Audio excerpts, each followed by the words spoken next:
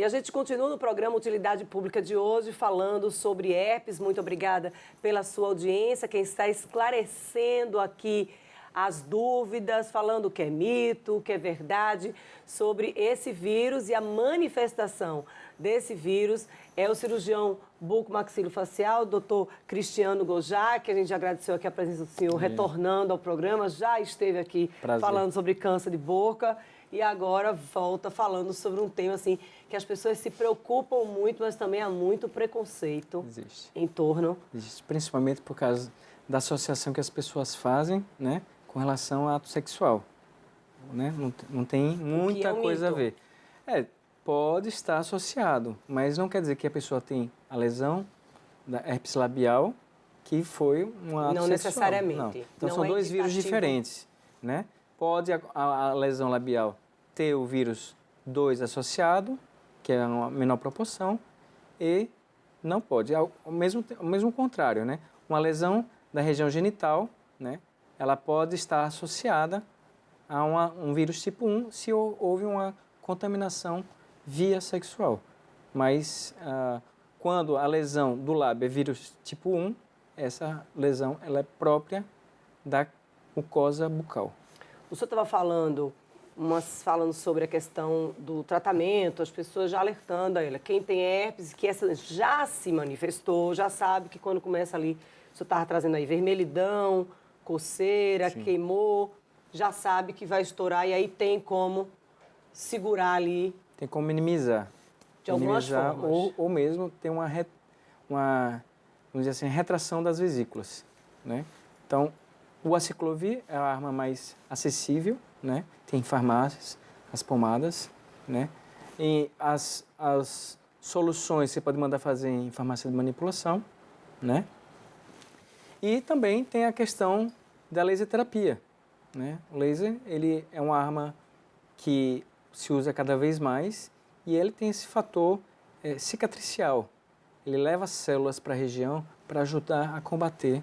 A pessoa vai ao médico, o médico constata lá, olha, você tem herpes, então fica ligado. A partir de agora, começou ali, já sabe que vai aparecer, já fica aí, liga o sinal de alerta para tentar minimizar ali. Isso. Toda vez que a pessoa vai comprar esse medicamento, ela precisa ir ao médico antes?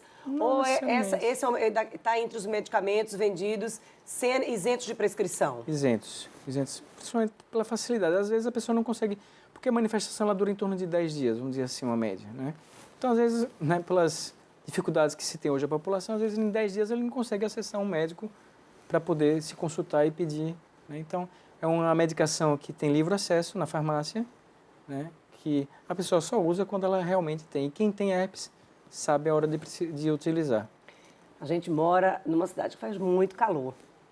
Exato. O sol tem alguma influência sobre a herpes? Tem. A radiação ultravioleta do sol, ela também baixa a nossa imunidade. E baixou a imunidade, o vírus da herpes se aproveita e surge, ele se manifesta. Então, todo tipo de meios físicos ou químicos que vai baixar a imunidade, por exemplo, tratamento para radioterápico para o câncer, né? Radiação ultravioleta do sol, tudo isso baixa a imunidade ou então algum estresse, algum problema emocional que a pessoa teve, baixa a imunidade e ela pode manifestar o vírus da herpes. Protetor solar ajuda? Protetor solar ajuda bastante, o labial, né? E o de corpo inteiro. Então você se protege da radiação ultravioleta. Então serve para tudo, né? O protetor solar serve para você não adquirir um câncer de pele e serve também para quem tem herpes e já sabe se manifesta, que não se manifeste dessa maneira. E aí eu vou aproveitar essa informação do senhor para fazer um alerta. Muita gente, no dia a dia, costuma utilizar o protetor ali no rosto, vai à praia, mas acaba esquecendo do protetor labial. Vale, além de, se a pessoa não tem aquele protetor específico para os lábios, vale utilizar o protetor do rosto? Vale, né? Melhor do que nada, mas o protetor labial, por ele ser um batom, então a consistência dele é muito maior do que a consistência do líquido. Então ele provavelmente ele vai durar mais tempo no local. Ele não vai sair com tanta facilidade. Então ele gruda ali, vamos dizer assim, gruda no lábio e ele vai ter uma camada mais espessa recobrindo. E como o lábio é uma área de alta exposição, lábio, nariz, Então, é uma área muito suscetível. E como o vírus ele se manifesta no lábio, o protetor líquido, né, que passa no corpo inteiro, ele serve também. Melhor do que não colocar nada. Mas o protetor labial, ele é próprio para o lábio exatamente porque existe uma exposição maior nessa região. Lábio, nariz, e o lábio é a região que o vírus acomete. A pessoa não se expõe diretamente ao sol, assim, ela não vai à praia, mas ela fica ali no ambiente quente, abafado. Isso também pode ajudar a estartar o processo? Pode. A insolação, ela é desencadeadora também, né? Ou seja, ela também baixa a imunidade. Então, a pessoa baixa a imunidade, o vírus se manifesta. Então, insolação, estresse, alguma chateação, qualquer coisa que o organismo da pessoa cai um pouco, o vírus ele vai se manifestar. A gente estava falando aqui sobre herpes genital, herpes labial, a gente já trouxe aqui esses dois tipos. Mas a gente ouve muito falar também na questão da herpes zoster. Herpes zoster é chamada de herpes, mas o vírus é outro vírus, é o vírus zoster, né? Esse vírus, ele se manifesta também na infância, né? Na famosa catapora, que é a varicela, né? É o mesmo vírus, mas a doença não tem nada a ver uma com a outra. Mas é a primeira entrada no organismo que ele faz. Então, ele entra, ele manifesta, a criança tem aquelas úlceras na pele, né? E depois se cura, mas o vírus ele fica escondido no sistema nervoso central também. Ou seja, uma vez a pessoa teve catapora, a pessoa o vírus tem... está lá, não quer dizer que ele vai ter, é a mesma coisa do herpes labial. Não quer dizer que ele vai ter. É mais raro, inclusive, o herpes zoster.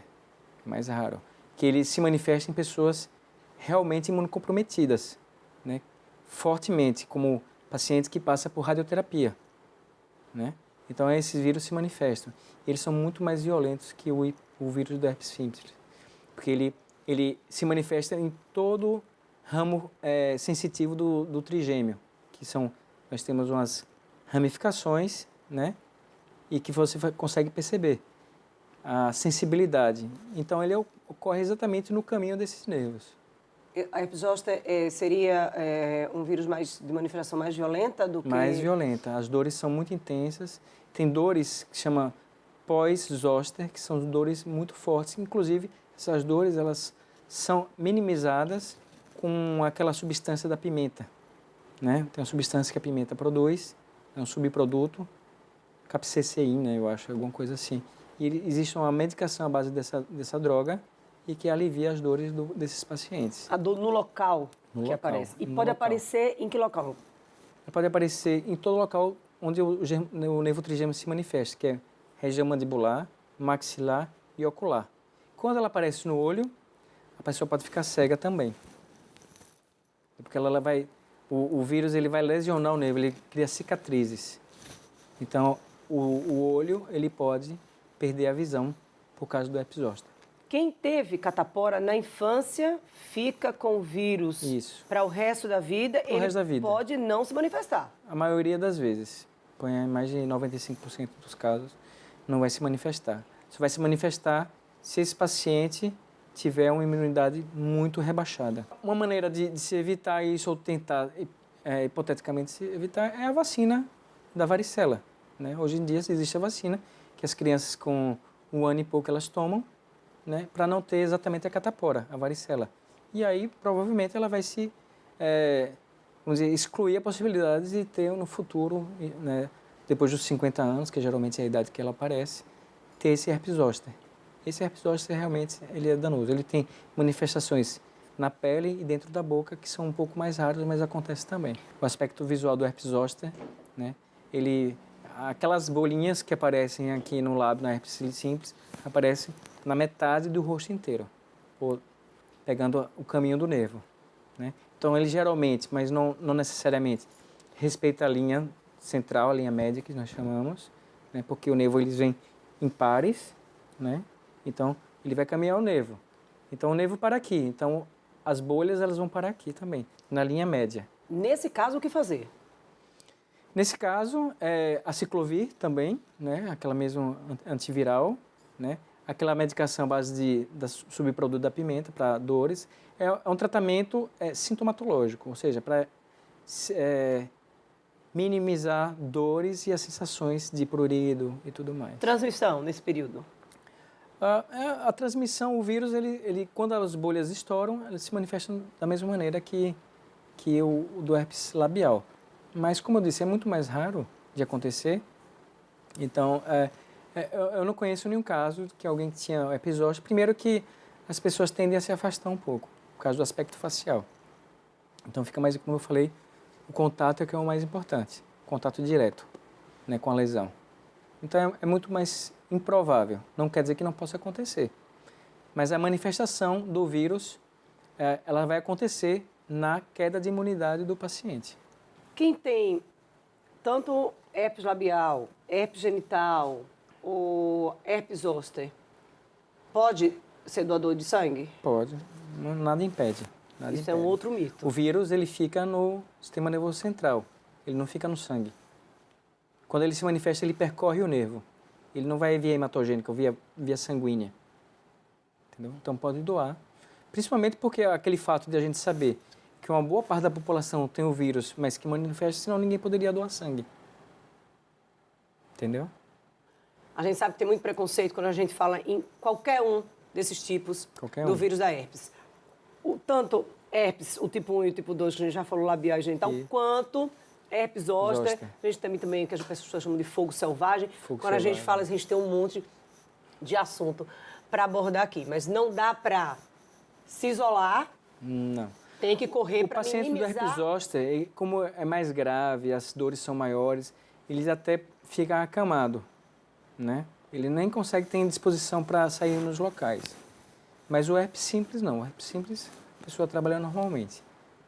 Com alguns cuidados que a gente sabe. Olha, você tem herpes, tá ali, sabe que aquela fase é a fase da contaminação. Tem uma questão de educação, né? Muita consciência de cada um, olha. Dos dois lados. Vai compartilhar ali, olha, tá com um copo aqui, aí vem alguém para pegar, olha, pronto, dá um toque, olha, não usa esse copo não. Eu bebi nesse copo, eu tô com herpes, está contaminando, aí tudo bem. Pois é. Mas, é muita consciência isso.